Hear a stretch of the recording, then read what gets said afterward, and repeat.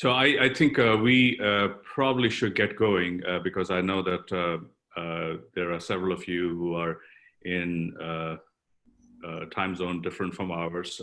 This is just past 9:30 Eastern Standard Time here in Boston. And it is wonderful to see your faces now finally. And I hope, we hope that all of you are in a safe place and keeping a safe distance and staying sane through all of this. And I'm sure we'll have plenty of opportunity to reflect on the situation that we are all in, and perhaps one good thing, if there's any. In fact, I'm sure there are many good things we can share about the period that we're going through. But one good thing is something that we take for granted, which is the universal state of the human condition.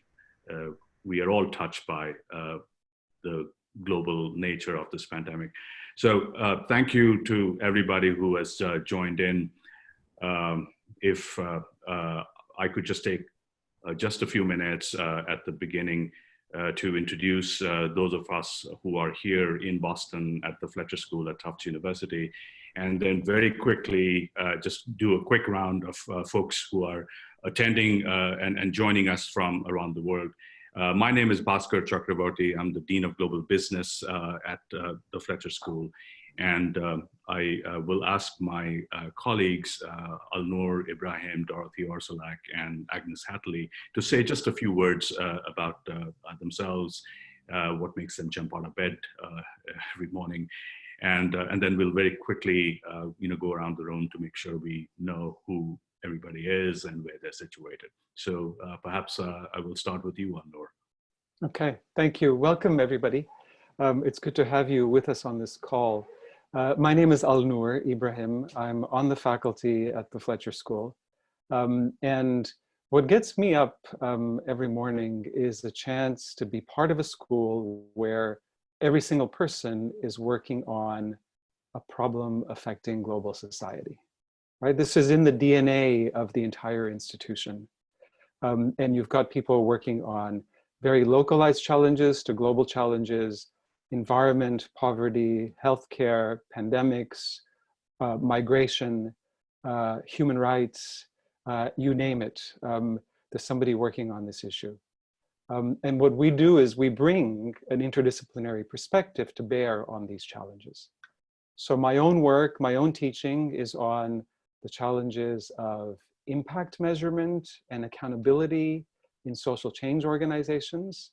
Those can be NGOs, they can be businesses. I do a lot of work with social enterprises and impact investors, and have a new book out on the subject. It's called Measuring Social Change. And this is just what I love to do, and Fletcher is the perfect place for me to do that. Just as a bit of background, I taught at Harvard Business School for 8 years before coming here, and at a state institution, Virginia Tech, for 8 years before that, and got my PhD at Stanford. And for me, Fletcher has been the best fit of all of these institutions because of this ability to work on social problems with a managerial lens, and then have colleagues that are working on related issues. So it's good to be with you. Fantastic. Thank you, Alnoor. Great to have you here. Dorothy? Welcome, everyone. It's my pleasure to spend time with you this morning. What gets me up in the morning to join all of you and to join Fletcher is the incredible community. I came to Fletcher over 20 years ago when I first hired Fletcher students at a consulting firm, and I first encountered the incredible interdisciplinary nature, the global problem-solving skills that Fletcher graduates were bringing to the world. And so when I joined, I immediately wanted to be part of this community, to bring this global problem-solving mindset to more students and to more communities and to more businesses and private sector employers. My role at Fletcher is to connect what is happening in the classroom with what Professor Al Noor teaches and other faculty, and bring it to the world at large, primarily the private sector. And so as my role as Director of Corporate Outreach and Corporate Relations, I'm interacting with employers, whether they're consulting firms, financial institutions, multinational corporations, and other organizations that have these problems, and matching them with the kind of problem solvers that Fletcher trains and inculcates here. I also want to make a call out to Professor D.P. Singh, who is lurking in the shadows here. Professor D.P. Singh teaches our global consulting course, and so I've had the pleasure of working with him on bringing in consulting course clients of all kinds for our students to work on these problems in a 3-month class where you learn the skill sets and the mindsets of the consulting process. I also run a speaker series and an entrepreneurship venture competition, among many other things. So it's my pleasure to join you and to welcome you to this program and to Fletcher. Great, thank you, Dorothy. Agnes? Hello, everyone. My name is Agnes Hetley. I'm Assistant Director of the MIB program, the Master of International Business program here at Fletcher. And what gets me out of bed every morning is our MIB students. I work with our MIBs throughout their 2 years at Fletcher and provide academic advising along with being available as a resource. I manage the mentorship program, one of those things, as well as an experiential learning fund that's available for all Fletcher students. So yeah, that's my role here at Fletcher. Great, thank you, Agnes. DP?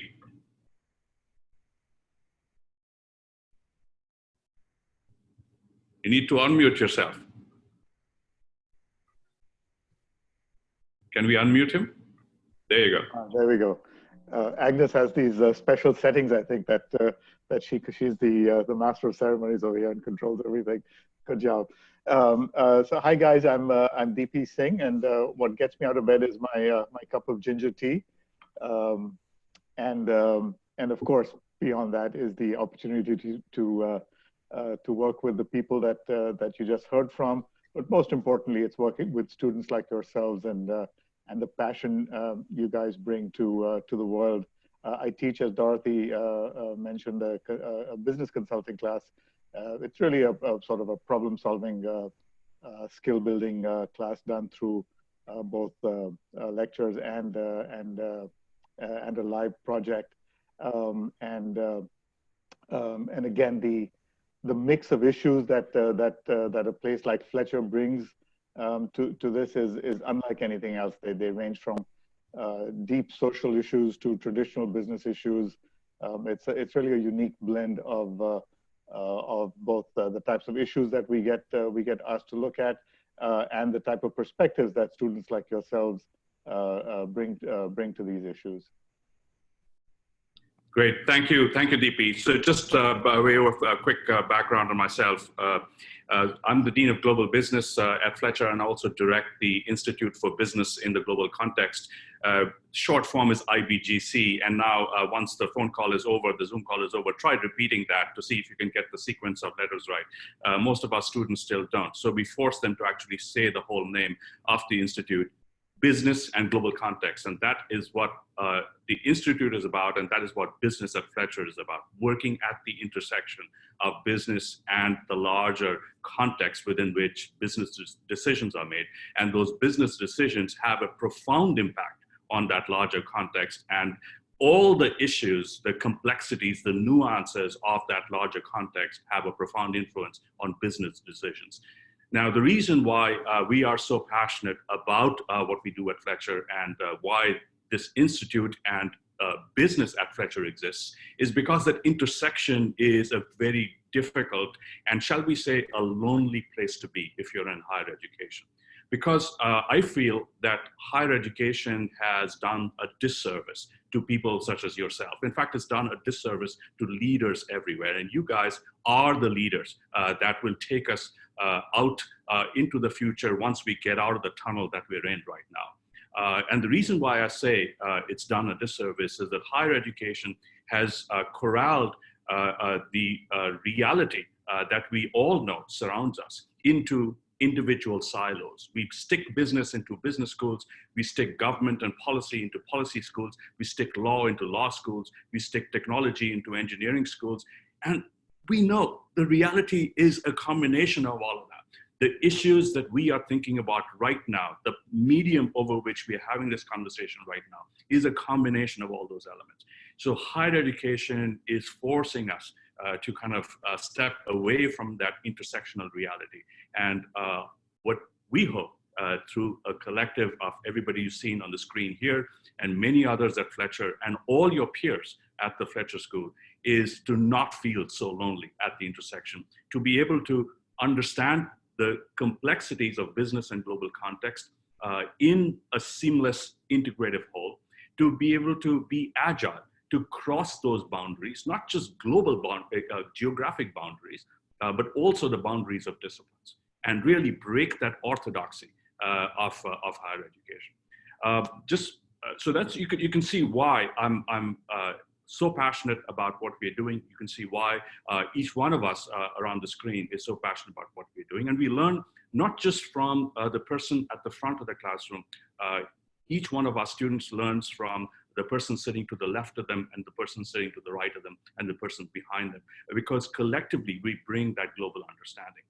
Our students come from all over the world. They come from experiences from all over the world.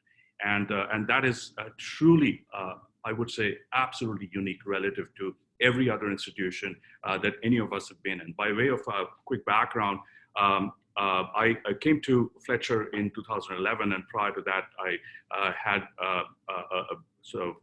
wore a couple of different hats. I was at a consulting firm at McKinsey, based out of the Boston office, and I was also at Harvard Business School. I joined HBS at the same time as Al-Noor, and he has aged much more gracefully than I have. Must be something about the air at Harvard, which probably contributes to the aging process or the lack thereof.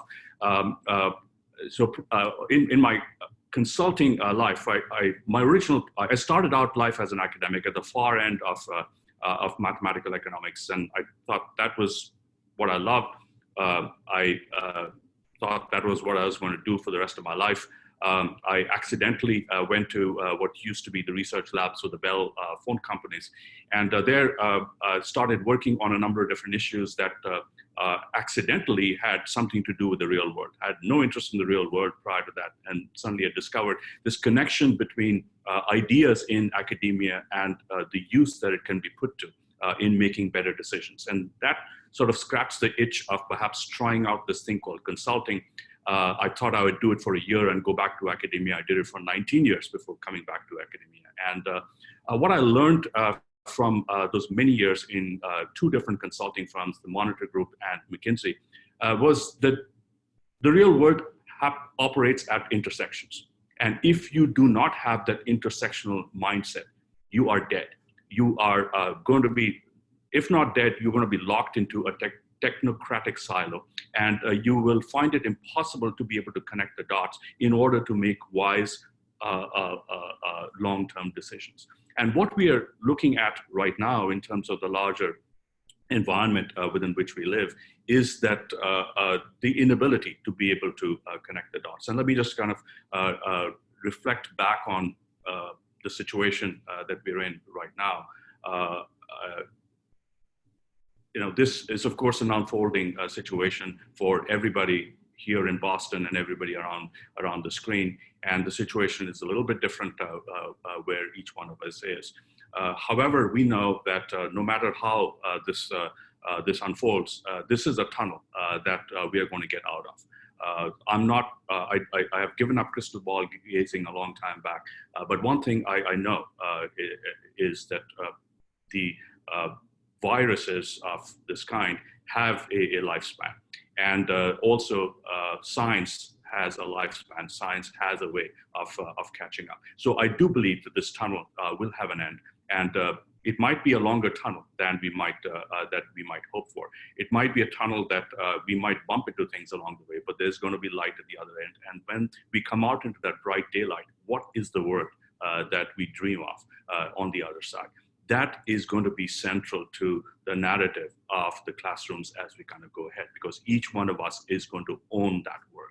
And the analogy that I would want to kind of bring to you that I find very powerful, and I think it's something that I hope will be powerful in my discussions in my classrooms, is that after the cholera epidemic that sort of was devastating all across Europe, Paris was rebuilt in the 19th century by Napoleon III.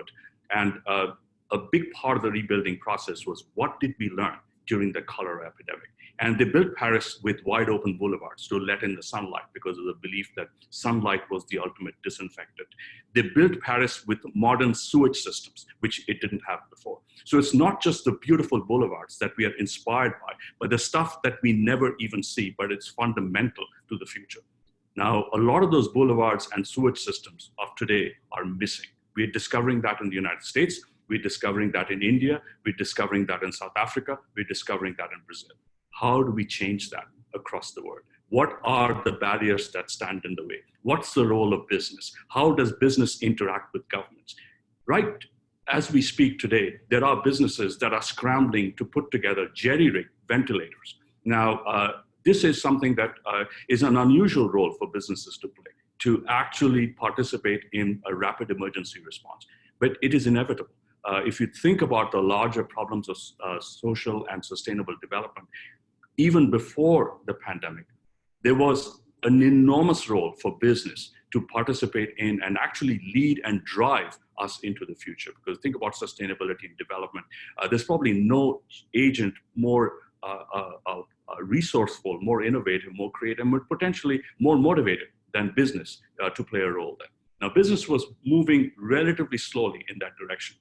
We believe that post this pandemic, we're going to see a much greater role for businesses to play, largely because governments have put an enormous amount of resources into just managing and responding and playing from behind. So this, unfortunately, this was not the event that we would have used to actually signal why business at Fletcher is so very important, why learning leadership in a place like this is so very important. But we have to recognize the situation that we're all in, and recognize the situation as an opportunity for leadership on the other side of the tunnel. So sorry for the long ramble. I think we are going to get into a few more specifics. I would like to come back and start a discussion with Al-Noor about his work, and specifically what are some of the issues that he engages his students on in the classroom, in his research, and also in his advisory capacity. I'd like to ask him and Dorothy and DP and Agnes about how some of that work then translates into both the practical aspects of learning at Fletcher and the practice that develops beyond Fletcher, which is what are the career opportunities. I'm sure this is something uppermost in everyone's minds. Where would I go beyond Fletcher, even while I'm considering entering Fletcher? Super important. So looks like my screen is frozen. Hopefully my voice is coming through. So if I could just ask people from just around the screen to very quickly say where you are. We can see your name. Just tell us where you are so that we can situate everybody around the globe. So I can see Sally. Sally, you can lead us off. You're muted. We need. Thanks. Sorry, I couldn't mute myself. I'm in Colombia. Colombia, wonderful. Which part of Colombia are you? In Barranquilla right now, but I work in Bogota originally. Okay, wonderful. I hope everything is safe where you are. Ian? Hi, I'm in Somerville. Could you repeat that, please? Somerville. Somerville, okay. I hope everything is good in Somerville, in our neighborhood. Gauri? Yeah, hi, I'm from Delhi, India. Okay, I hope things are all right under the lockdown in Delhi. We are hoping to get better. Okay, yeah, so are we. Matthew? We need to unmute.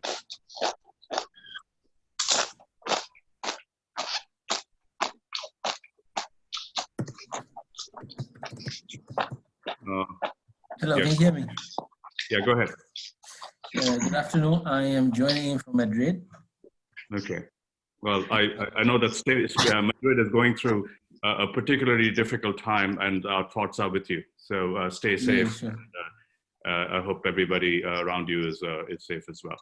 We're Hajime? trying to be safe. Thank you. Yeah. Hajime? Hi, good morning from Tegucigalpa, Honduras. Okay. I hope things are all right over there. We're trying to support, trying to make a difference. Yeah. All right. Stay well, my friend. Trevor? Good morning from Philadelphia. Philadelphia. Okay. Well, so far Philadelphia is not right in the eye of the storm, but hopefully everything is okay where you are. Thank you.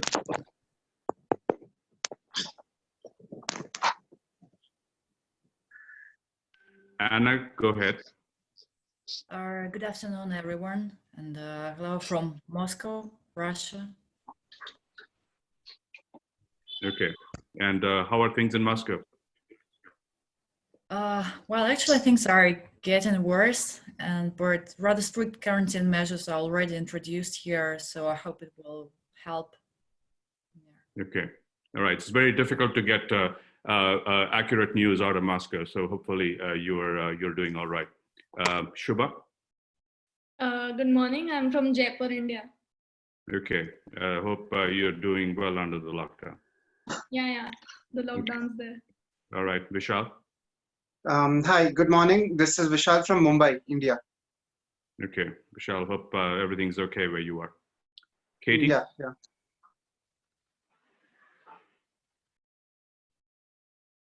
Katie? Hi there. I'm from Chicago. Chicago. Okay. All right. Well, hope you're doing all right in Chicago, Katie. Thank you so much. All right. Ankita? Hi, everyone. Sorry, I don't think I'm able to turn my camera on, but I am based in Cambridge. I'm sorry. Could you repeat that, Ankita? Sure. I said hello. I'm based in Cambridge, Massachusetts, so I'm a local. Cambridge, Massachusetts. I've heard of that place. I hope everything is okay in Cambridge. So far, so good. Okay.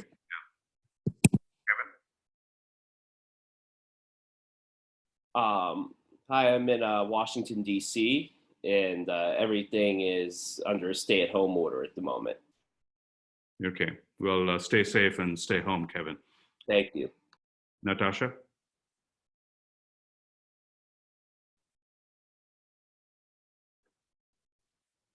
Natasha, we can't hear you. Okay, we'll come back to Natasha. Simeon?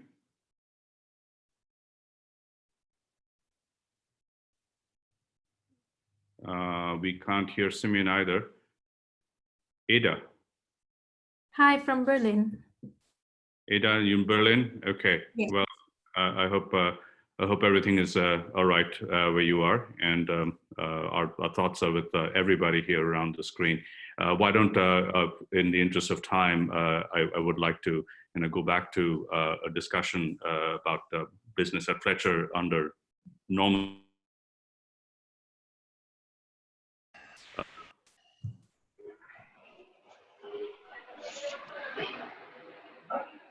Go to Alnur. Alnur, can you say a little bit about the work that you're doing, research, teaching, advising?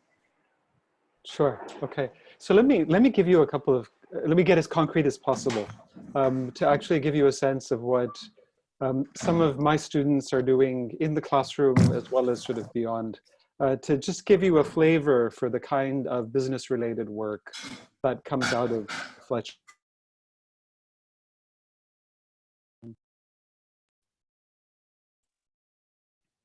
Okay, sorry about that. This seemed to automatically mute and unmute, so forgive me. So one of the courses that I teach it now in the spring, is called Managing NGOs and Social Enterprises. So it's about the management and leadership of social change organizations. And these can be nonprofits, these can be for-profits. And my approach is to say, well, what's the social problem that you want to address? And then let's work backwards as to whether a nonprofit or a for-profit or even a public sector model might be the most appropriate for addressing that challenge. And so students work in teams on a project, sometimes on a startup that they themselves have launched, and sometimes for an existing client organization. So let me mention sort of 3 projects here. 2 from last year, 1 from the current year. And I've picked ones that were incubated in classes, but then have gone on to actually launch something real and competed in our venture competitions. So we've got a venture competition prize that's hosted at Fletcher called the D Prize, which just went this week, and Dorothy will say more about that. And then there's a Tufts venture competition. And these are sort of have gone on or are going on to compete in these. So last year, there were 2 students in my class who created teams in class to work on these projects and then actually went on to compete and won actually at the Tufts level. So one is a enterprise called the Now Exchange, started by Farah Momin, who's graduating this year.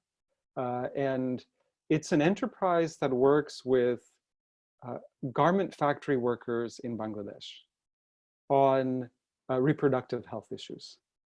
And so Farah has connections in Bangladesh through family history and had access to a couple of factories and actually launched a series of workshops on reproductive health for the women garment workers in the factories.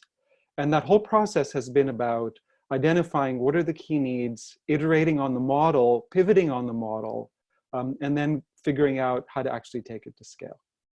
A second example, Luis Villegas from Colombia. He came in a 1-year MA program, had background in the public sector in Colombia, had family relationships in agriculture, and was wondering what could he do around the agriculture sector that would support smallholder farmers. So in class, he created a team. The team worked with him to develop a model. They settled on avocado farming in Colombia as being potentially high growth in the global market. So they actually looked at the global markets. They knew there was a lot of opportunity, but the social benefit was around smallholder farmers, providing support, bringing smallholder farmers together in cooperatives, accessing markets. And there's a sustainability piece to this as well, which is really creating organic, well-maintained, sustainable agriculture. This thing is going like gangbusters. And so, you know, they recently sort of planted, I think, about 40,000 avocado seeds and are beginning to sort of build out their markets. So I think this is going to be a really sustainable and scalable business that Luis has launched. Third, we just heard actually this week, yesterday, that Dorothy had organized, 2 current students who, Nitin Malik and Mohit Saini, have created Resonance Labs, which is looking at solar energy in Jharkhand province in India, really portable solar panels targeting a particular segment of the market, which is huge. It's not the bottom, the sort of the very poorest, but just above that, which is a huge unserved market where there's huge potential for both solar energy as well as solar products that can be connected to that. What all of these 3 projects and the many, many more that are ongoing currently at Fletcher have in common is a social purpose married to a business model. And then some connection to how does this fit in within the current economic and public sector context within which they're operating. So it requires an ability to think at the policy level, as well as at the actual managerial and execution level of the organization, whether it's launched as a for-profit business or as a nonprofit. So Fletcher students are constantly making this connection between the policy and the organizational execution level. They're also constantly making this connection across the sectors, business, government, and civil society. And this seems to be a common theme that emerges in many of our classes. Now, I oversee, as a faculty member, one of our concentrations, one of our fields of study, which is sort of business for social impact. So anyone that comes to Fletcher, you can think of sort of your studies as a T. There's sort of the broad wide band of the T, and then there's a vertical or two. The broad wide band is the interdisciplinary nature of your education. And so whether you enroll in the MIB program, the Master of International Business, or the more traditional Master of Arts in Law and Diplomacy, or whether you come in as a one-year MA, you're going to have sort of this broad set of offerings, which will be, you know, everything from corporate finance to human rights law to migration studies to gender and development. You have just an incredible menu to pick from. And so this broadens your horizons, your interdisciplinary expertise, your ability to speak across different disciplines and ways of thinking. But we wouldn't want to just generate generalists. We want you to pick a specialty area that you're going to devote developing your expertise in, that you can actually hang your hat on. And so we've got a whole range of these. And one of them is business for social impact, where you really focus on building the business skills in this arena. Or you can pick strategy and consulting, right? Which Bhaskar oversees, DP Singh is heavily involved in. And so you pick these verticals where you develop real expertise. As you write your master's project, your capstone project, you pick an advisor to work with where you actually focus on that vertical to develop your expertise in. So when you graduate, you're able to say, I've got this interdisciplinary knowledge, but I'm an expert in this domain, and here's my capstone to demonstrate that. And we find that that turns out to be very attractive for employers because they know they're hiring somebody that can work across diverse teams in different domains, is able to think about global problems, cross-sector problems, but also brings a particular expertise that goes beyond just your standard MBA business skills.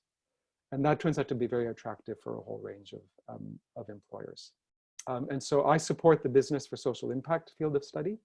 And as you can tell from my own work, which is on the measurement of social change, I particularly work closely with students interested in those sets of issues. Thank you, Alnur. And I also know that you spend a lot of time advising students on opportunities beyond Fletcher, particularly in the area of impact. And are there a couple of conversations or students from the last couple of years that jump out at you as examples to share about, you know, places they went after your class or after discussions with you? Yes, absolutely. So, so for example, I just had as a guest in class a couple of weeks ago, a former student who graduated 2 years ago, Emily Gannam, who now works at Acumen, which is a boutique impact investor, one of the pioneers in the field. And so they support businesses, social enterprises in Africa, Latin America, South Asia, that are working in base of pyramid markets, producing goods and services that have a social impact. Emily, when she was here in her first year, ended up sort of taking a whole range of business-focused classes. And then very enterprising on her own, she arranged to spend the summer at BRAC, the big NGO in Bangladesh, the world's largest NGO, and was doing research on sort of some of the verticals in BRAC. She was looking at things that were initially launched as nonprofit, sort of the nonprofit part of BRAC, but then were hived off as for-profit businesses. So these could be in sort of crafts industries, it could be in sort of the healthcare market. And she was trying to understand what were the conditions that made these particular verticals within BRAC suitable for a for-profit model? And what were the conditions that actually kept other verticals on the nonprofit model? And so very sort of squarely on understanding when is a for-profit model appropriate and when is it not? And so she wrote her capstone on this. And when she was on the job market, because I knew the high quality of her work, and I knew it would be a good fit with what Acumen was looking at, I connected the two. She applied for a position there, landed a job, and she now works in their corporate partnerships and corporate strategy unit. So she came to class to talk about that work a couple of weeks ago. But very sort of self-driven, and was able to take advantage of the broad offerings at Fletcher, but then also develop this vertical. Another example of a student that has gone into the impact investing world, Caroline, I am forgetting her last name at this moment. She works at Calvert Impact, which was one of the pioneers in developing sort of a retail offering for you and I, people like you and I could actually purchase retail notes, invest in local communities, local businesses that had a social impact within the US.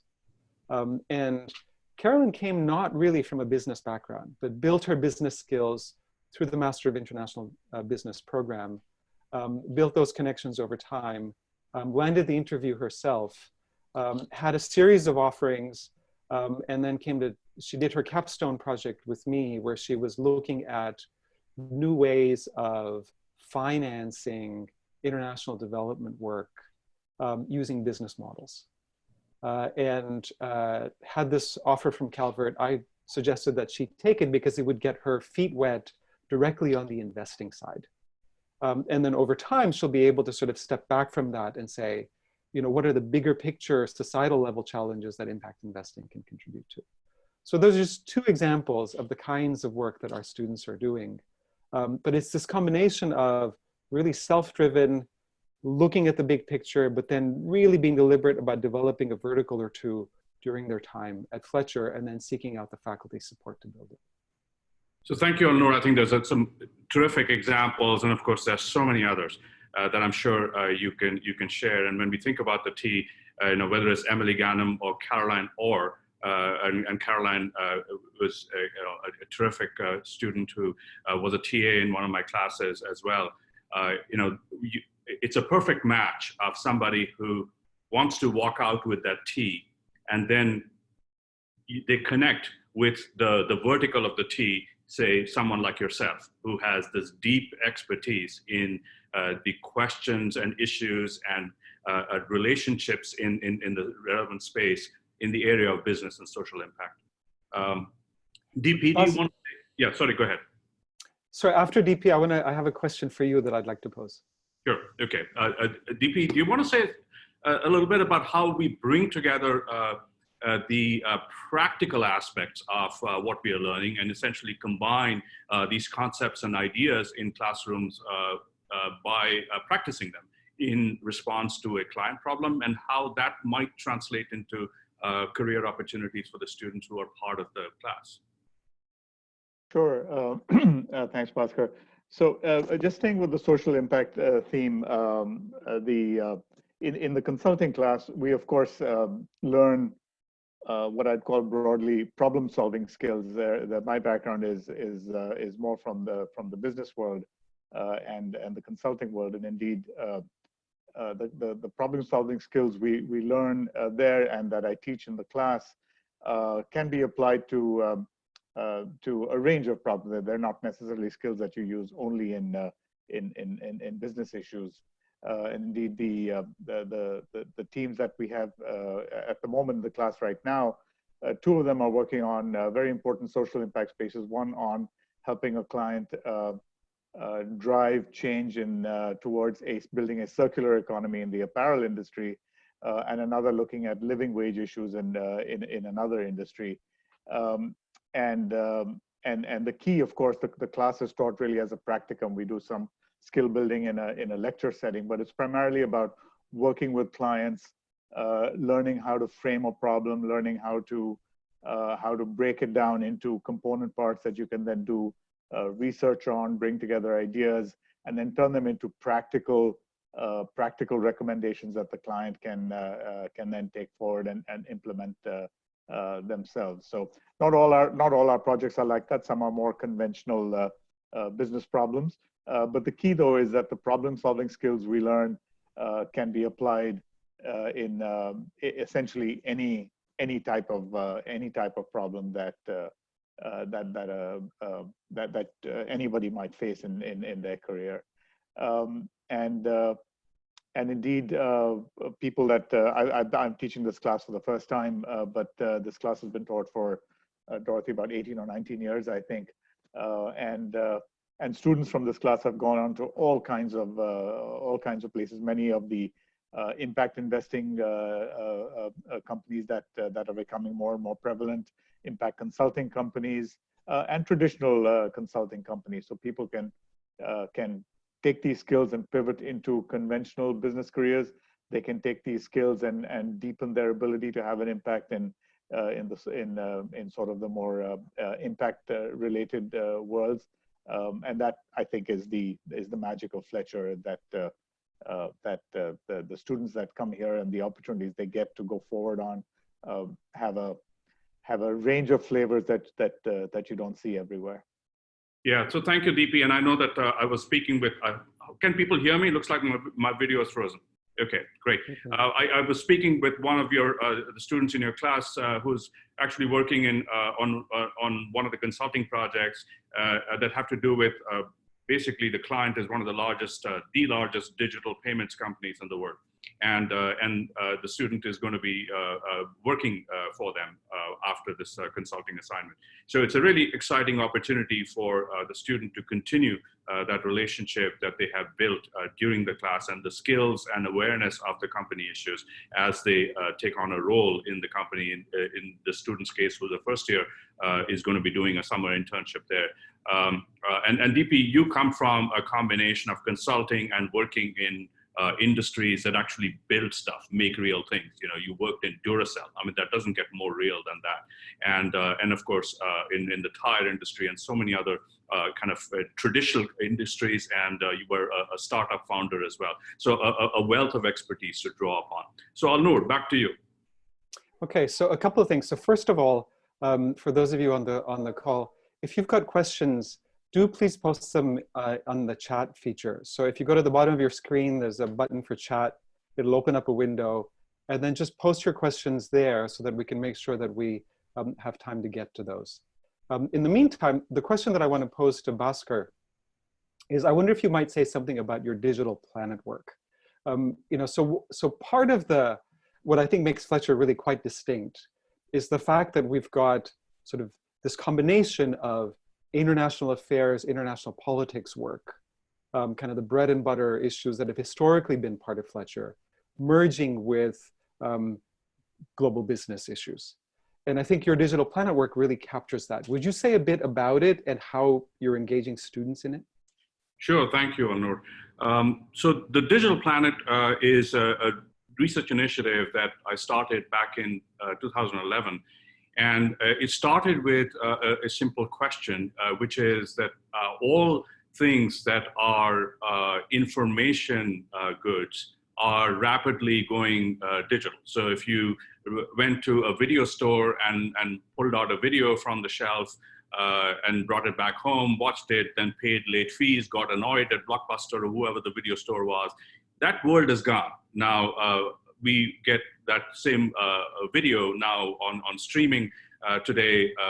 Similarly, other kinds of digital products, information-based products went from physical to digital. However, the one thing that seemed to stick around in a very sticky way was cash. Why is it that 85% of the world's payments are all made in cash, despite the fact that money is basically just an information product, just like a video that I rent from a video store, or a book that I might buy off of a bookstore. So we started investigating that question, and in that process, we basically analyzed about 100+ countries and their relationship with cash, and why they use cash in some countries, and some countries are actually moving away from it. What are the underlying drivers and barriers, and what are the costs of using cash or using digital alternatives? Now, I'll come back to that question as I sort of give you the full arc of the digital plan. Now, from there, we said, okay, it's not just cash that is somewhere in that midpoint between physical and digital. All kinds of activities, products, services, forms of interactions are going from physical to digital in the world. So we started a major research initiative which covered 80 countries, and we wanted to understand how societies overall, business, government, civil society, how they're transitioning from a physical past to a digital future. We created an index of all of those activities called the Digital Evolution Index, which now covers 80 countries. And we can create a map of what the digital planet looks like and who is more digitally evolved and who is still making their way up the curve, who's moving faster and who's slowing down. Now, from there, we went to try and understand how is our relationship with digital itself evolving. We know that we were all excited when we first got our first smartphone or the computer or whatever app that we spent a lot of time on. But then in the last few years, we went through a period of reckoning with technology and started asking questions about, do I really trust what these companies are doing with all the data that they're collecting every time I tap my finger on a piece of glass?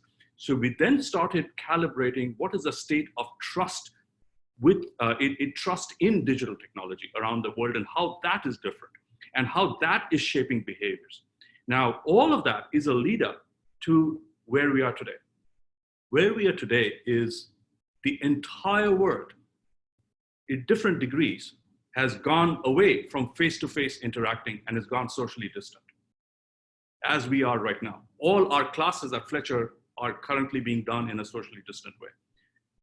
So we swiveled and pivoted, took a big part of our research efforts, moved it from whatever we were planning to do before and directed it towards trying to understand how is the digital world working under the COVID situation and what is likely to be the picture as we continue to go deeper into this tunnel. What are the recommendations that we can make to policymakers right now as they're considering this critical trade-off between flattening the curve, slowing down the spread of the pandemic, and at the same time considering the gigantic economic costs that they have to incur as they put that economy on pause. Now, obviously, flattening the curve has got to be the #1 priority. But if I'm going to slow down the economy, how do I reduce the cost of slowing down the economy? The way I do that is make the economy ready for socially distant work by making the economy capable of using those digital technologies. So we've now created measures of social distance readiness around the world.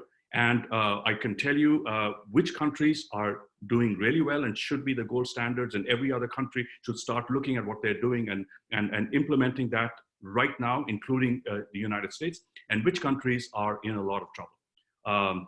The country in a lot of trouble, there are several of you who are right there, India.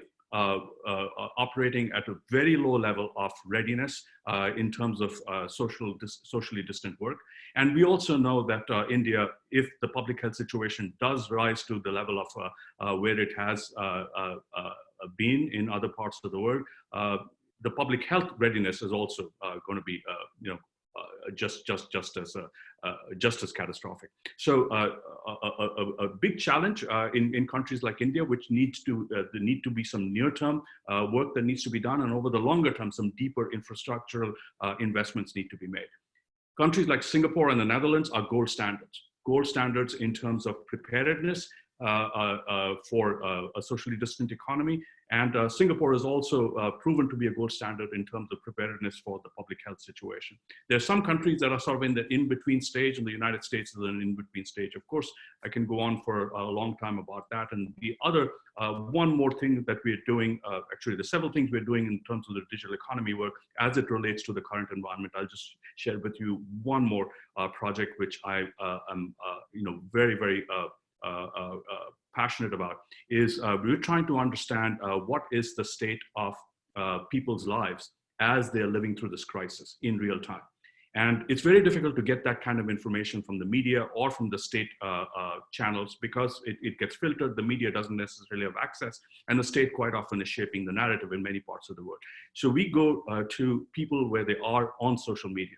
We are scraping their posts on social media. We're running it through a machine learning algorithm and trying to understand what are the sentiments in different parts of the world as they're going through the crisis. We've got a 7-week window that started in the end of January in Wuhan, and we can track how trust in government, trust in science, trust in the public health officials, trust in my neighbors, how that evolved over the 7-week period. We have begun a 7-week window in India and in South Africa to try and do some comparisons and basically develop some policy prescriptions. So I'm going to pause there because there's just much more that we can share across all of us here at Fletcher than we have time for on this very limited call. You can certainly reach me. I can give you my contact information. You can also get it on the website. Feel free to get in touch, and we can give you much more background and context and have a conversation to the extent it's helpful for you in your current situation, but also helpful for you as you consider the next step in your own journey. So let me sort of pause this part of the discussion here. Allure, I hope I've given just a little bit of a flavor for what we're doing in Digital Planet. Excellent. Dorothy, Agnes, would you like to add something along on issues relating to the student experience while they're at Fletcher and the student experience as they prepare to leave Fletcher and go out into the professional world? Perhaps I start with Agnes and then to Dorothy.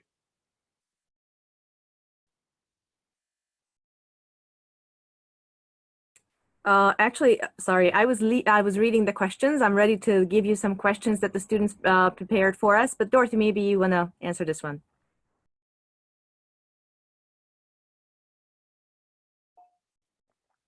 Quickly, since I know we want to get to your questions. I've worked here at Fletcher for a number of years, and what I have discovered, no matter the conditions out there in the world, and we are in extraordinary conditions, our students are remarkably resilient. You are remarkably resilient. And so I have the pleasure of working with students one-on-one and helping them and partnering with them and helping to place them in different parts of the world and the economy, much like the professors here as well. We take it very personally, and it's basically work from the heart to help our students fulfill their particular ambitions and goals and life desires. Graduate school is the ultimate growth machine and growth experience. And so what I would like to share with you is that if you decide to join us, and if you're coming to join us, we're going to work with you. I will work with you personally to help to figure out where you want to go and help you understand where the opportunities are, and to shape your narrative and your time at Fletcher so that it is for your maximum experience and growth. So without further ado, I know there are some questions and we're running out of time, so I'll turn it back to Aggie. Thank you, Dorothy. We indeed received several questions, and if I may just maybe group them in two areas. One area is, wondering about Professor Ibrahim's work, a little bit more on measuring social change. If you could speak a little bit more about that. And the other group of questions have to do with preparation for Fletcher. How do I prepare for getting ready for studying business at Fletcher? And what are some examples of, as I'm leaving, capstone projects and careers that people completed and ended up going into? Thank you. Alnur, go ahead. Okay, great. So just a little bit about my work. So my latest project is this new book called Measuring Social Change, published with Stanford University Press. This was a multi-year project where I actually spent time with a bunch of organizations executing social change on the ground in India, in the US, globally, and trying to understand how do they decide what to measure.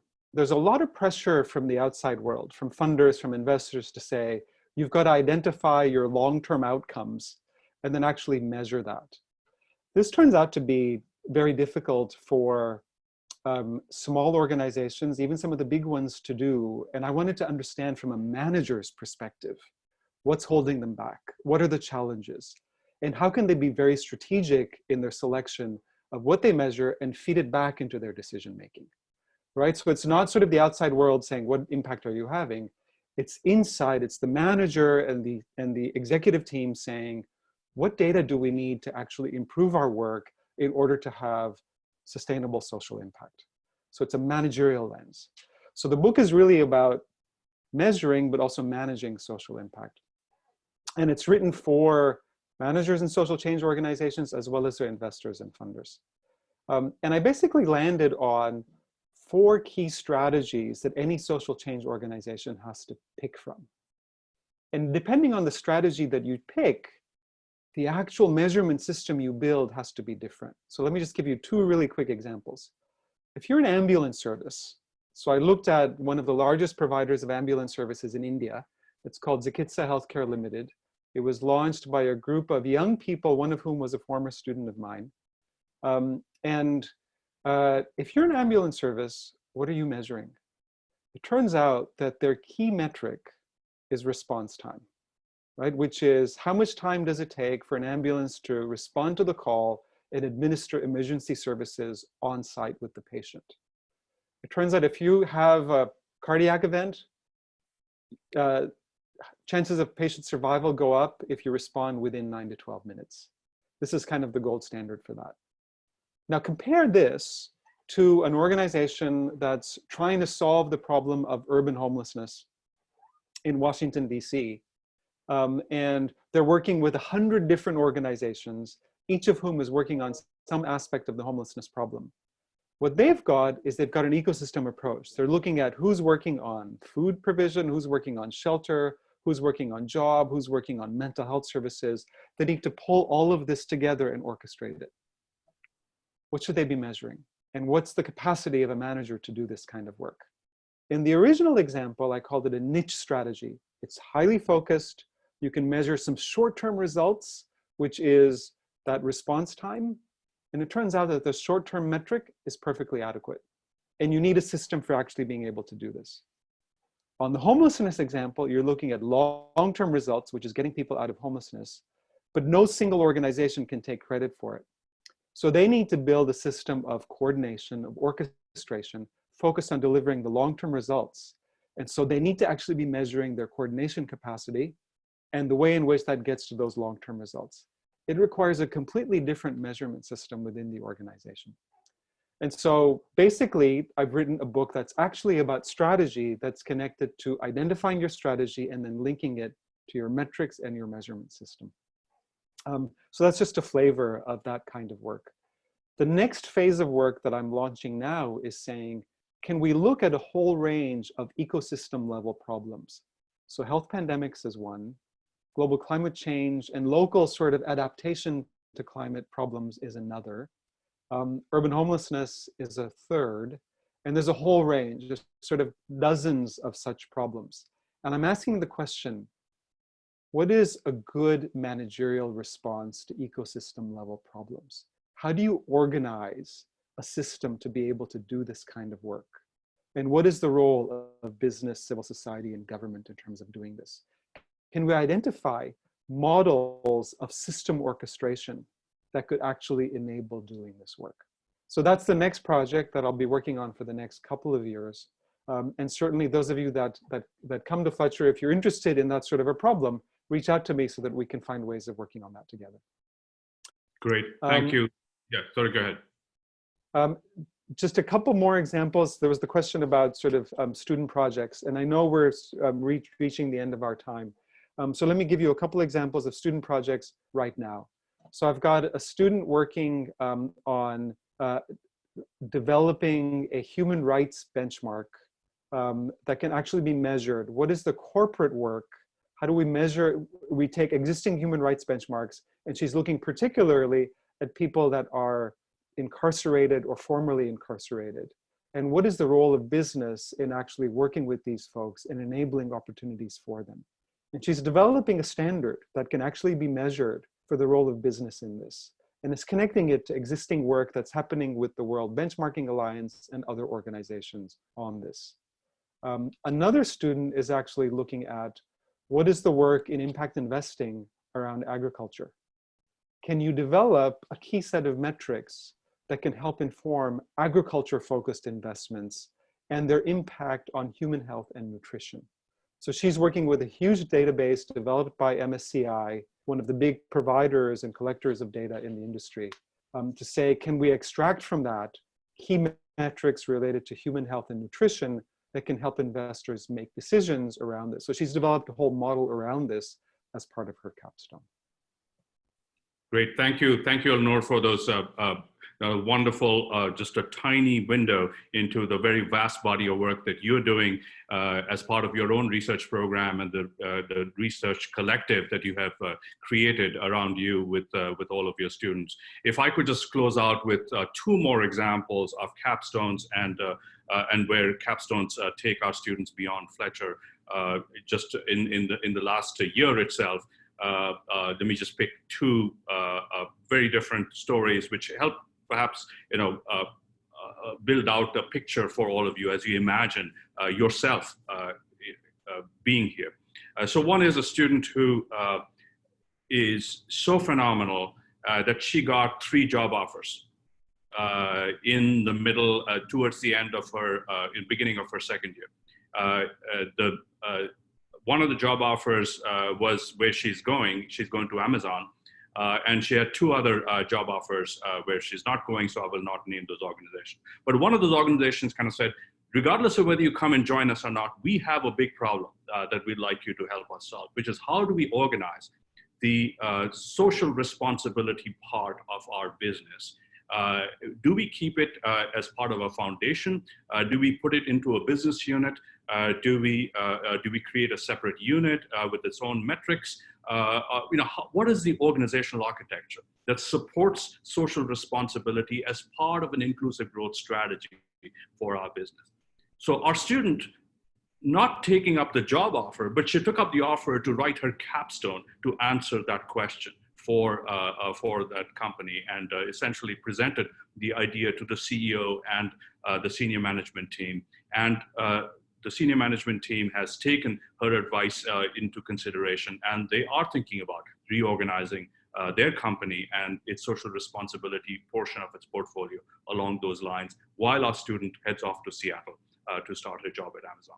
Second student, the question that he was working on was part of the research that we were doing in the Digital Planet, where we were asking the question, what countries and what governments around the world are the gold standards in terms of using digital technology to provide public services to their citizens? And so we knew that there were 5 countries in the world that had basically self-created a club, and they described themselves as the gold standard. So we wanted to ask the question, what would be the next 5 countries that could be the preeminent candidates to join that club? And our student took that on as a research question, used it to create a capstone, came out with a recommendation for the next 5 countries. 4 out of the 5 countries that he had recommended are now part of this club called the Digital 10. And the student took up a job with the government of New Zealand advising on the digital strategy for the country of New Zealand, which happens to be one of the founding members of the original digitally enabled governments in the world. So it's a wonderful way to kind of come full circle in terms of research, capstone, and professional aspirations. I don't know, I'm sure we have lots of questions, lots of ideas to discuss, but we've also hit the boundary of time. I have a few more minutes here. I don't know if others do as well. We are happy to bring the formal part of this session to a close, but if there are any additional points that people would like to check in on, or other things that my colleagues would like to share, we can take a few more minutes here. Aggie, you're the director of this meeting, so direct us, please. I think I really like your suggestion, Bhaskar, and thank you for offering that. We do have a few questions here that are a little bit more specific to certain students' backgrounds, as well as certain situations or regions in the world. So for those who would like to stay on and have a discussion, please do so. Okay. And I don't know if you have any closing remarks, Bhaskar, for the main session. Yeah, so I don't necessarily want to chew up time with closing remarks other than to say, stay safe, stay healthy, take care of those who you're close to, but don't get too close to them. and keep your chin up and don't touch your chin, all that kind of stuff.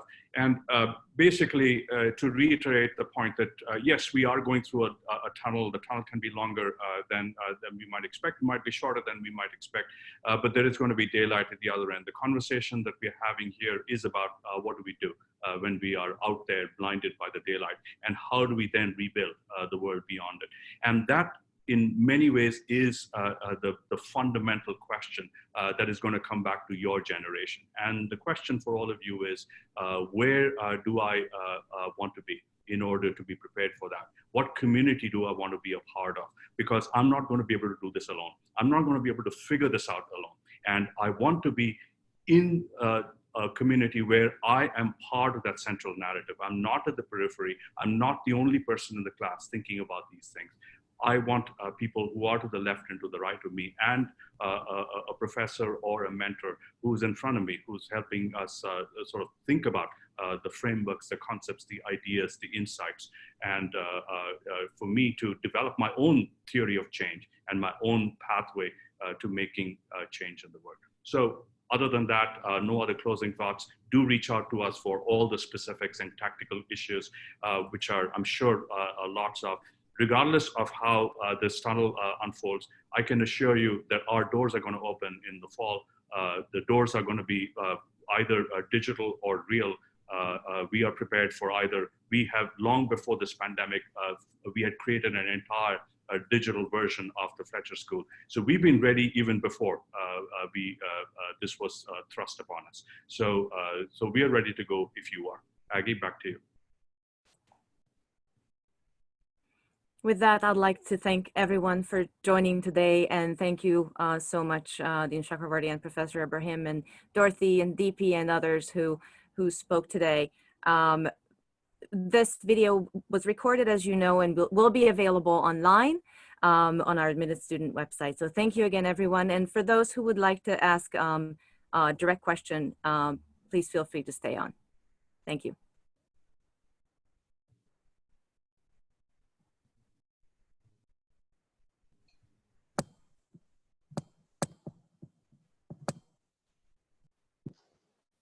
Are there any questions, Aggie, that you want to relay based on? So I would like, I actually went ahead and unmuted our participants. So feel free to also raise your hand and speak up if you would like to ask a question. There's a question from Sally. She says, where she works, she says, we're seeing that this pandemic is already having huge impacts on inequality and injustice. How can we focus efforts in terms of inequality, and especially in regions that are offline? Very good question, Sally. I certainly have some perspectives on it, but let me ask Al-Noor if you would care to share some insights. Yeah, I think if we think of a timeline, right, there's sort of the short term, immediate term, what is it that one can do, both individually as well as part of some organized unit. What's medium term, sort of within the next year, and then what's long term. And I think, as Bhaskar was saying, so I think we're ideally positioned at Fletcher to be thinking about the medium and the long term. And then as individuals to sort of take action at a local level. And so to give you an example, I've been in touch with some of my students here. The US has sort of just launched this pretty large economic aid package. And we're currently trying to figure out what is the application process by which civil society groups and small businesses can apply for that. And then we're sending that out in our networks so that people don't have to look for how to find that relief. We're kind of trying to send that information to them. And we're trying to figure out whether they need support in terms of filling out some of these applications.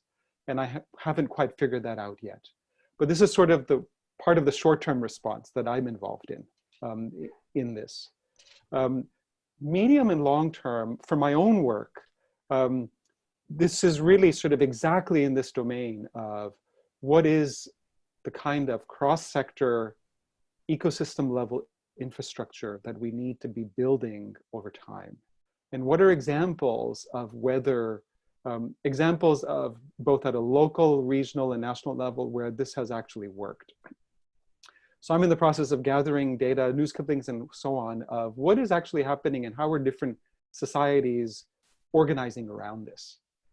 I don't know exactly what the research project will be around this that I'll sort of build up over the next year or two, but it will have to do with how do we organize for cross-sector work so that it can happen efficiently in a way that's suited to the context of those societies.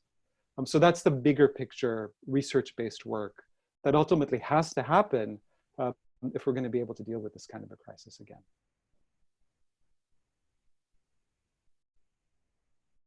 Yeah, thank you, Alnur. If I could just add just a couple of points on the very near term, the stimulus package issue, and there are different versions of that are being rolled out in other countries. Of course, other countries don't necessarily have the resource. Many countries don't have the resources to even populate a stimulus package, and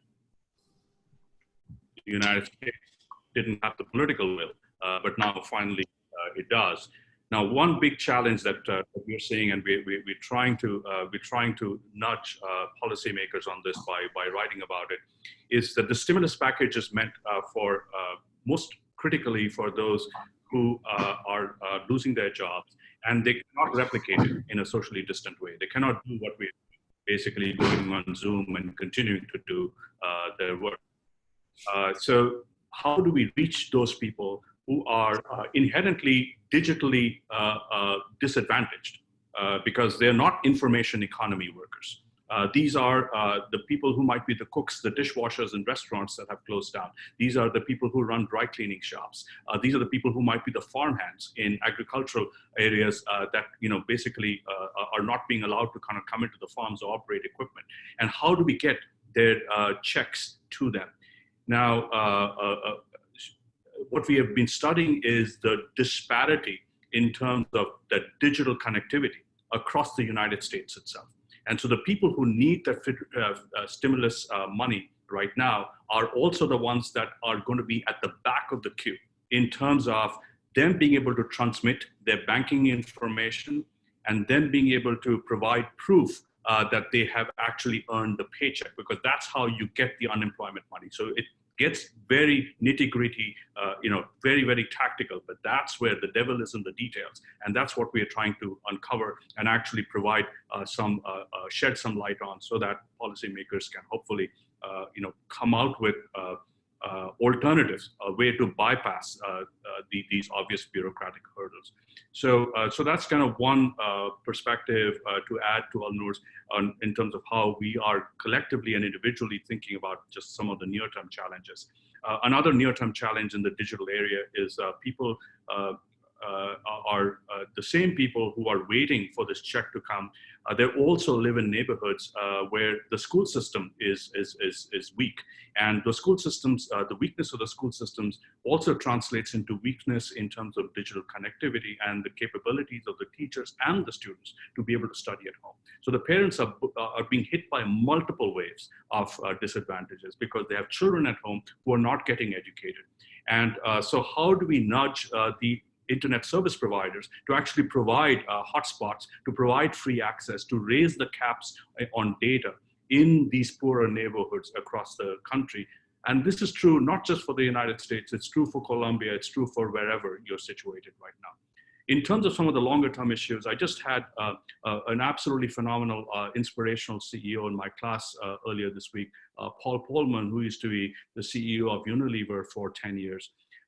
There's so many things that Paul shared with our class in that period, but there's one thing that I really took away, which I have to try to figure out how we implement that into some form of policy. He said one of the areas that he and Unilever focused on was trying to get sustainability as a strategy, not just for Unilever, but across the entire value chain. So he basically used the leverage and the might of a gigantic company like Unilever to force all the suppliers up the chain to implement sustainability objectives as part of their operating principles. Now, how do I do that? Obviously, I use the power of Unilever, but also I narrow the number of suppliers I'm working with. If I've got thousands of suppliers, and of course, Unilever has hundreds and hundreds of products. So we've got thousands of suppliers. So basically, he narrowed it down, or they narrowed it down to about 100 suppliers that contribute to 60% of all their suppliers. So now when I have a narrower set of partners to work with, I can potentially get into a partnership conversation with them rather than trying to strong arm them into doing something that they don't want to do. And the ones who don't want to do it, they leave that club. So it was a very important lesson in strategy, which is know where to play and how do you then get to your objectives. It was phenomenal. So it brought in the smallholder farmers and the tea pickers from around the world who are at the other end. They are not the big 100 suppliers, they are the little people, and essentially brought them into the payroll in order to get them to become aligned with Unilever and give them a safety net and a sense of support. So a lot of what we are going to be doing going ahead, whether it's the stimulus package or other forms of help, is to create these relevant networks. And we can learn from some organizations that have done this better than others. So of course, much longer conversation, but great question. Thank you, Sally. Thank you, Bhaskar. And I realize that I think Matthew has a coming to the end. Yes, we had one blue hand, Matthew. Okay.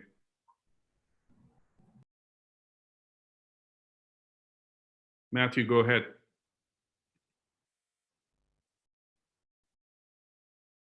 Matthew, you need to unmute.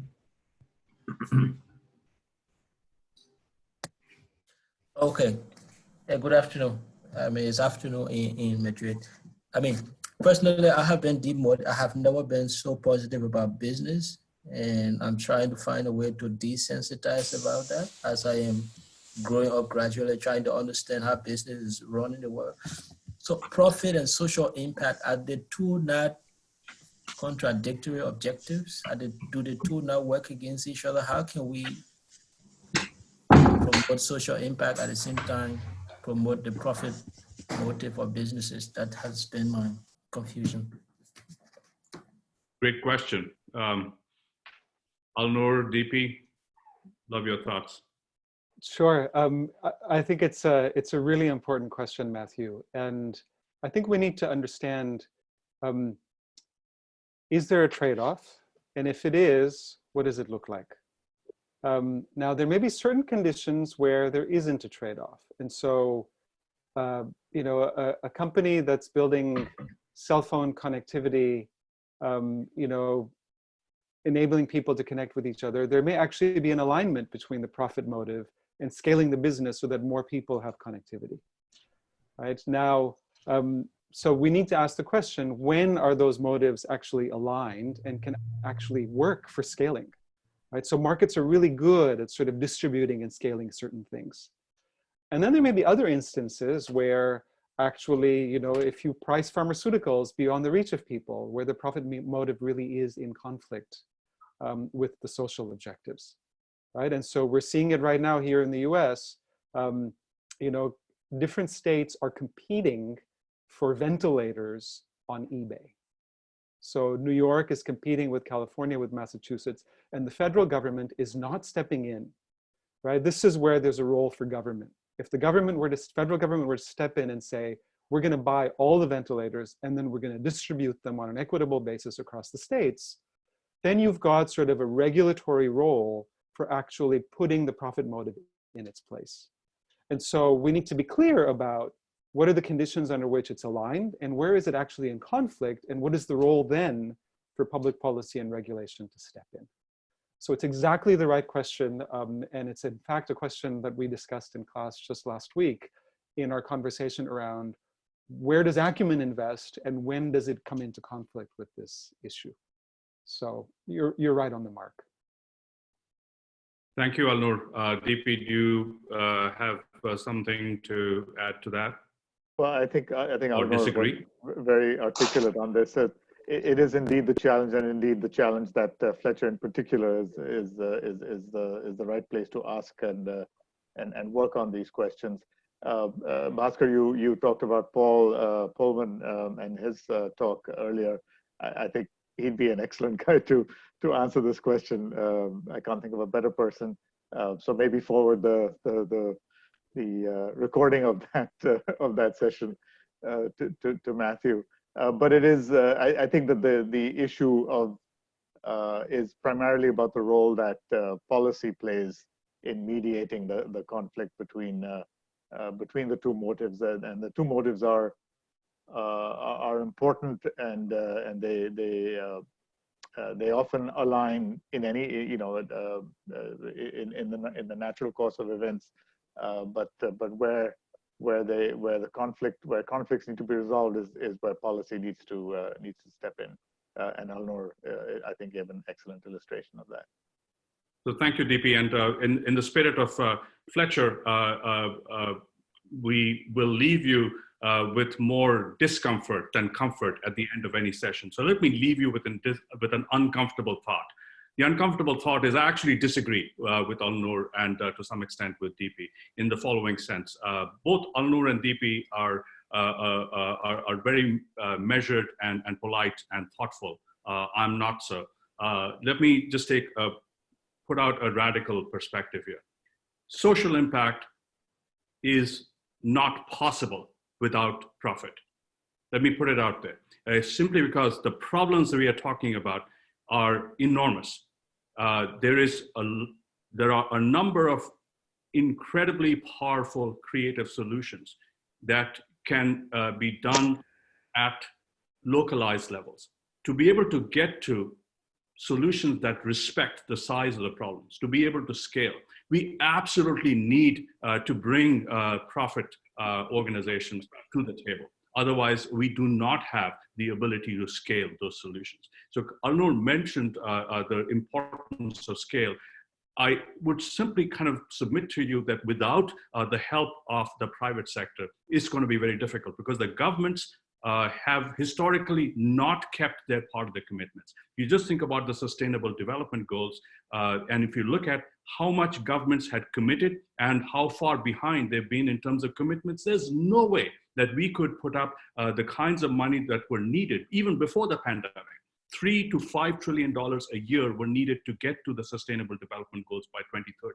There is no way that could have been accomplished by the Gates Foundation, all the governments in the world, and all the social sector organizations of the world. The only way to get to those is if the private sector were to step in. Now, the problem, of course, is that profit motives take the private sector in a different direction. So there is a role for policy, for governments, for the social sector to bring those actors to the table and be able to play that coordinating role and potentially mitigate some of the conflictual aspects of profit. An example of which is the market essentially not working, the market failing, and how does government then correct for market failure? So let me leave you on that controversial thought. I absolutely believe that the problems that we have to solve for, whether it's climate change or a post-pandemic world, will not be done without business as part of it.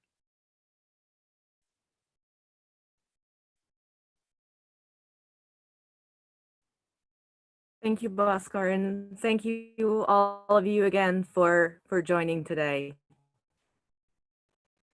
Great. Well, hope you enjoyed the conversation, and we're gonna close this off with these uncomfortable facts. Absolutely, and hopefully we get you here to help us, come up with solutions and resolve, some of these very, very difficult and complex issues. So stay well, and we hope to see you very soon. Thank you, everyone. Be well. Bye-bye. Thank you.